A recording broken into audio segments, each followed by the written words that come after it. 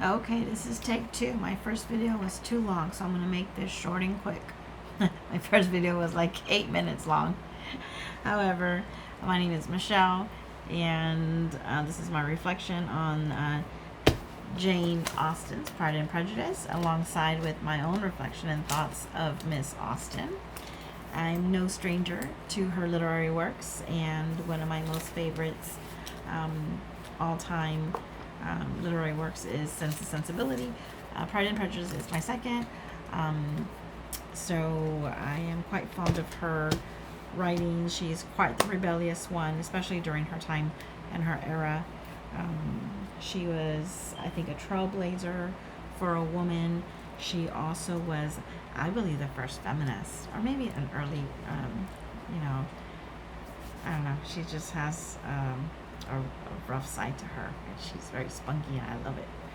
But it all comes out in her characters. But with both literary works, uniquely, they both have sisters. They're both going through a unique period in their life. Sadly, the circumstances were different, but it's all revolving of who they are, where they come from, and money, basically, which is sad. But I'm glad that we don't have that type of society in our time period now. However, one of the wonderful things that I like was the beginning, chapter 3 is where it all begins for me, when Darcy is very unique in his ways and his how would I say, behaviors, his mannerisms.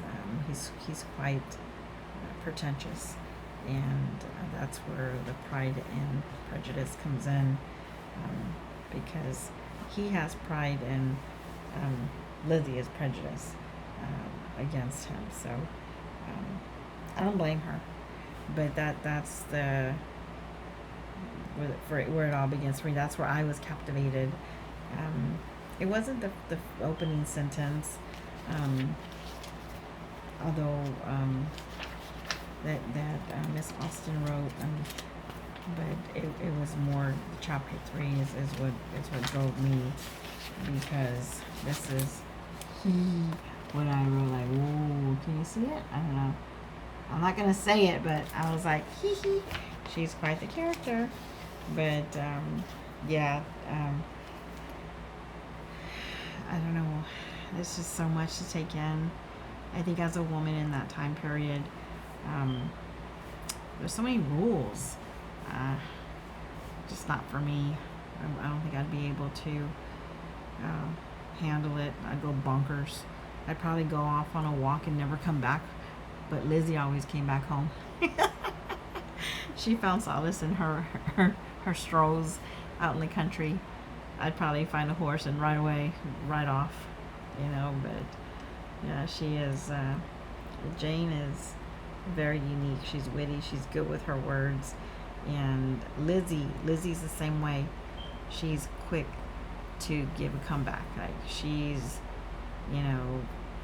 gonna have the last laugh, especially with Miss Catherine, with Darcy. It's very unique. Yeah, she doesn't hold back, and she's a little spitfire, which I absolutely adore. Because I think we all have a little spiciness in ourselves. But as we read the book in various chapters, I think we have all experienced love or some form of emotion or something that's captivated us as an audience with her works. But yeah, she definitely is unique. What's most interesting is that she was never married, so I don't know how she was so passionate and writes with so much in depth about relationships. She wasn't even she was engaged maybe for a day, but then that didn't last long. She walked away from that. But I don't know. I wonder if she had like a secret admirer that she fantasized. I don't know. But her stuff is really amazing. But I'm happy that I'm in this class because I'm learning a lot from not from Jane, but I definitely see it from different lenses, but from other works of that we've read, that we've been tasked with in class. But I do wish that I had a Mr. Darcy in my life. I'd love to be adored by him. He's very, very unique. At first, he was kind of standoffish, but then, towards, the end, you realize, what his intentions were,